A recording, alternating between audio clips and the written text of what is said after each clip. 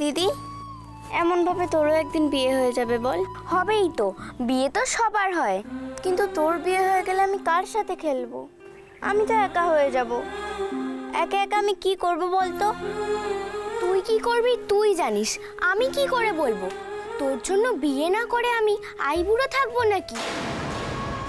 যদিও তোর কষ্টটা আমি বুঝতে পারি রে, তোর যা রূপের ছিঁড়ি, তোর কোনোদিন বিয়ে টিয়ে হবে না, তোকে সারা জীবন একাই থাকতে হবে রে বেচারি।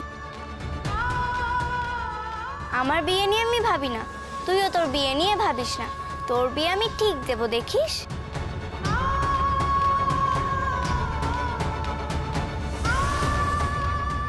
দিদি সবসময় আমায় ভুল বুঝে কেন গো মা মঙ্গলচণ্ডী? আচ্ছা কিশোর, তোর কি মনে হয় যাওয়াটা ঠিক হচ্ছে? আরে বাবা, প্রেমে কোনো ভুল নেই, যা করবে সবটাই ঠিক। যা করবো সেটাই ঠিক?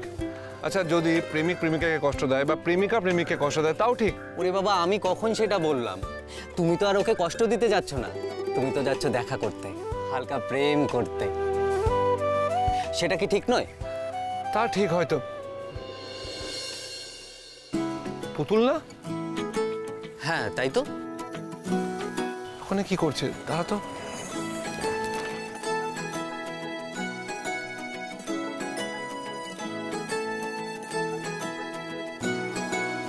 কিরে পুতুল, এখানে বসে আছিস কেন? কি হলো, তোর মুখটা বাংলা পাঁচের মতো হয়ে আছে কেন? কোথায়? না না, কিছু হয়নি। কিছু না বললেই হলো?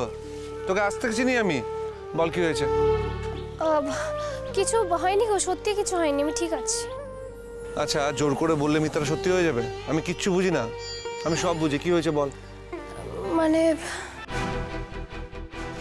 ময়ূকদা, আসলে তোমাদের দুজনের বিয়েটা ঠিক হয় না, আমি খুব আনন্দেই ছিলাম, কিন্তু দিদি বোধহয় এটা চায় না,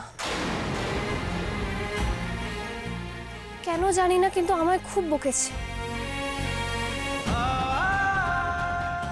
বকেছে? ব্যাপারটা আমারও ঠিক মাথায় আসছে না তো। কেন কেন বকেছে বলতো? আমিও ঠিক জানি না, তবে কারণটা আমায় খানিক বলেছে। কি বলেছে বল। দিদির মনে হয় যে এত তাড়াতাড়ি বিয়ে করে নিলে ওর পড়াশোনার ক্ষতি হয়ে যাবে। আচ্ছা তুমি বলো, কি ফেল করার মেয়ে? ও যেখান থেকেই পরীক্ষা দিক, যেভাবেই দিক, ও তো ভালো রেজাল্টই করবে। তা ঠিক, এবার আমি হালকা হালকা বুঝতে পারছি তোর দিদি তোকে লজ্জায় বকেছে।